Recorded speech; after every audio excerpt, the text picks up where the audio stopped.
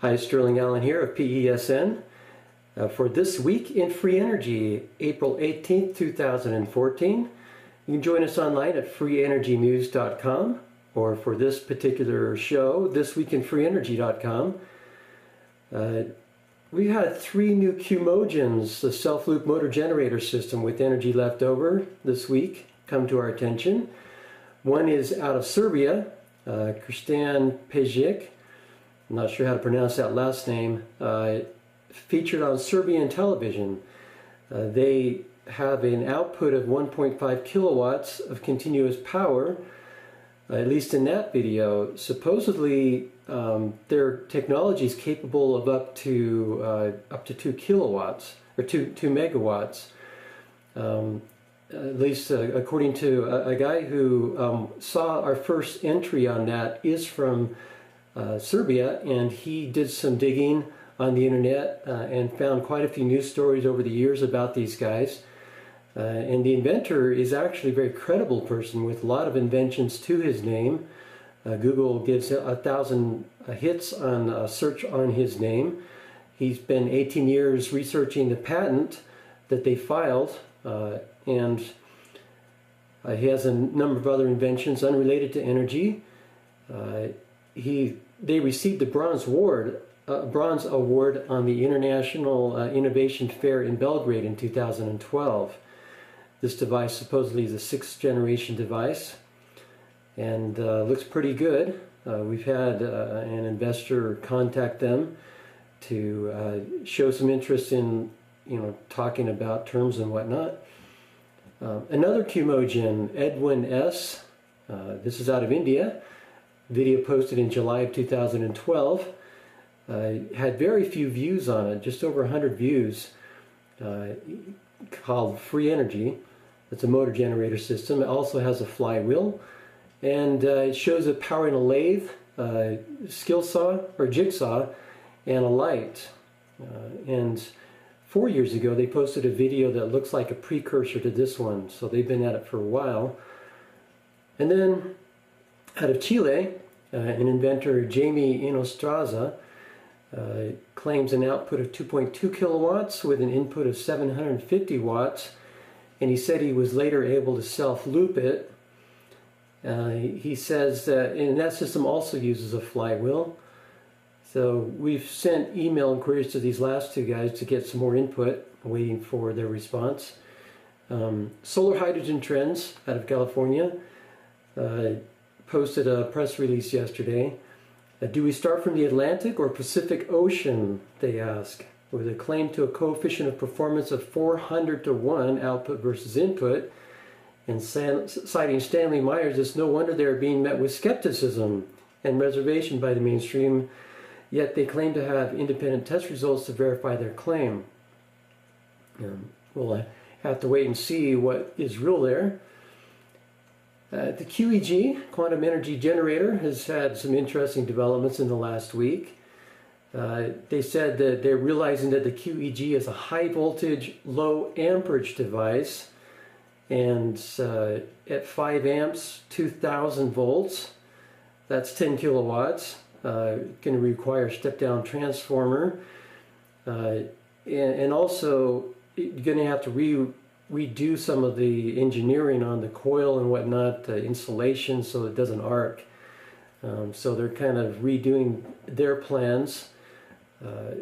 Remember, this is deep in research and development. This QEG is, even though they make their plans downloadable for free, they're not ready to make and power your house yet. They're not even close to that point.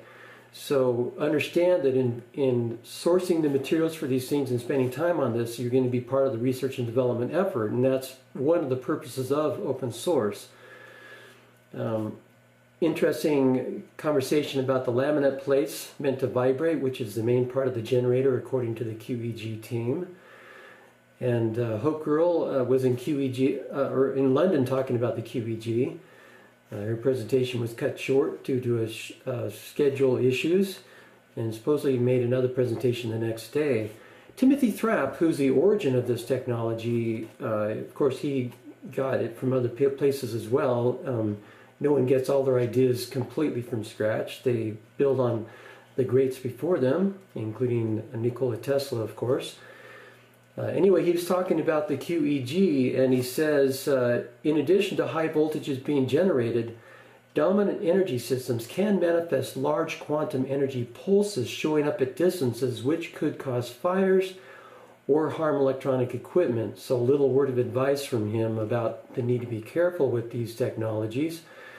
He's shown many videos of these things running in the past that are on YouTube. Received many millions of visits. Other exotic technologies. I was on a show with Ethan Fox of Awakened Empowered Radio in February, talking about end times prophecy and parables about them and the role of free energy technologies. And the show, or the interview, was called Sterling on Alphabetics. And specifically, I was talking about the alphabetic code that I discovered that has some very interesting revelations about the day in which we live.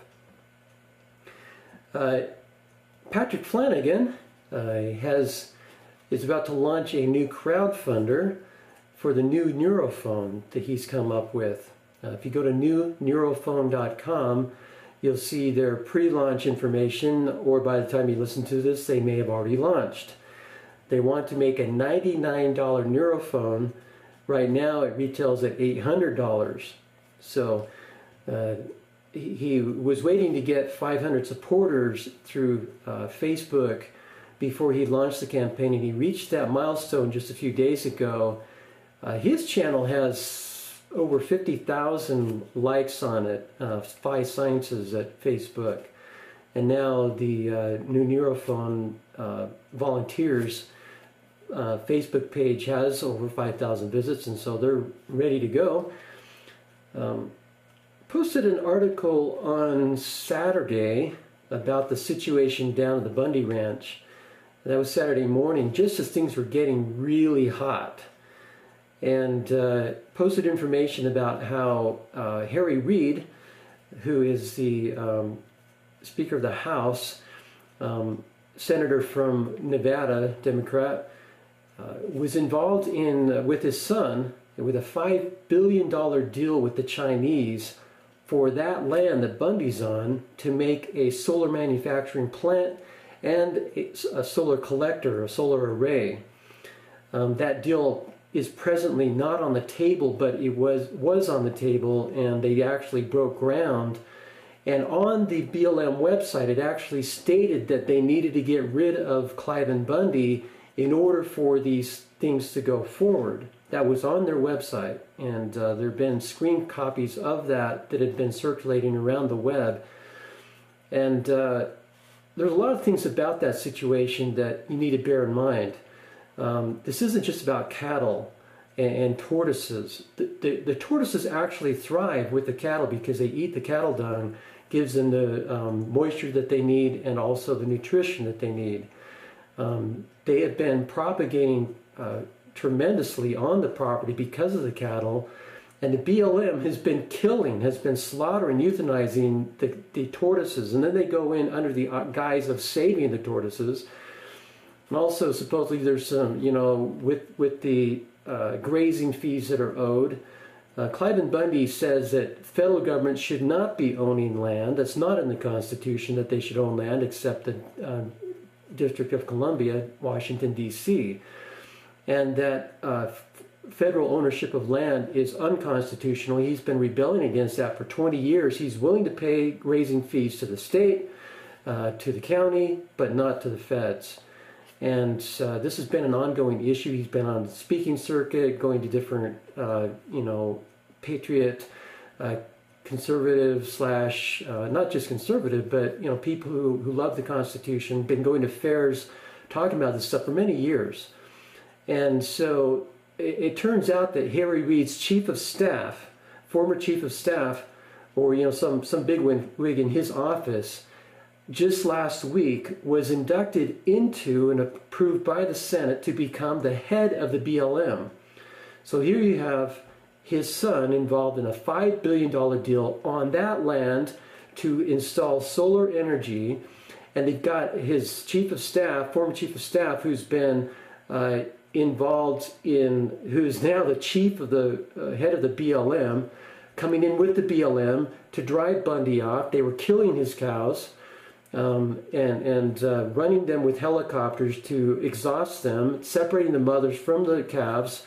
This was totally Orwellian tactics, and not just Orwellian, but Gestapo type of tactics, not the rule of law, not the rule of justice. This is a federal government way out of control.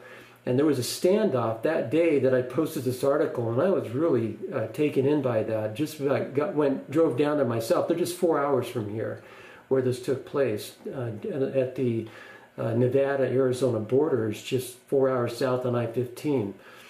And you know, I was looking at my gun and cleaning it out and getting ready to head down myself because the last I'd heard, the signal was cut off. They had a no-fly area restriction, no-fly zone, so no helicopters could go in for news coverage. It looked like it was, you know, going to be a showdown, start of the next American Revolution, and it came really close. They had militia, military people up on the freeway with guns between the cement barriers, trained on the BLM people and the cavalry. The horseback people came up and just kept right on marching, even though the BLM were bullhorning them, saying stop or we'll shoot. They just kept right on marching. And it almost started, you know, a firefight between the two forces, and that would have started the American Revolution. And it may yet happen because Harry Reid says this is not over yet. They're planning a raid on the family and on the ranch.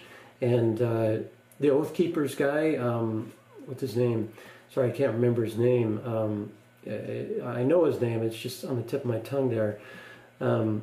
Anyway. Also, Sheriff Mack is down there, and they're basically saying, hey, guys, we need to come down and support these people. Come down, you know, militias and other people, we need support. And so it's getting really hot down there. And all of because these federal government out of control. It's about freedom. It's about limited government, and that's what these guys are standing for. It's not about grazing fees and all that kind of stuff. That's just window dressing. So need to pay attention to what's going on down there and get involved. Finally, I wrote a story, Flood Through Moab. This is actually somewhat related to this geographically. A flood through Moab, uranium tailings could poison Las Vegas's drinking water. Vegas is just about an hour-and-a-half drive south from this showdown place we were just talking about on the border. And Moab is upstream from Lake Mead, which is the water supply. 90% of the water for that valley comes from Lake Mead. And there are no protected borders around the there's 17 million tons of uranium tailings piled up next to the river there, that if there was a big flood, an unseasonable flood, could wash that downstream into Lake Mead and poison the water supply for that entire valley. Just something to think about. You know, we saw an unseasonable and unusual situation with Fukushima, something that the engineers didn't think would happen, and it happened. Flooded the basement where they had their pumps. Crazy that they would put their emergency pumps in the basement of all places. So just shows a lack of thinking ahead that people who are myopic and not looking forward to the future and not thinking properly do. So need to wake up to all the different crazy things that are going on in the world and support the emergence of free energy technologies, because this will bring power to the people, and that's what we're all about. So thanks for listening. We had 3 new QMoGens, the self-loop motor generator system with energy left over this week, come to our attention. One is out of Serbia, Kristan Pejic. I'm not sure how to pronounce that last name. Featured on... Hi, Sterling Allen here of PESN. for this week in free energy, April 18th, 2014. You can join us online at freeenergynews.com, or for this particular show, thisweekinfreeenergy.com. On Serbian television, they have an output of 1.5 kilowatts of continuous power, at least in that video. Supposedly, their technology is capable of up to 2 kilowatts, or 2 megawatts. At least according to a guy who saw our first entry on that is from Serbia, and he did some digging on the internet and found quite a few news stories over the years about these guys. And the inventor is actually a very credible person with a lot of inventions to his name. Google gives 1,000 hits on a search on his name. He's been 18 years researching the patent that they filed, and he has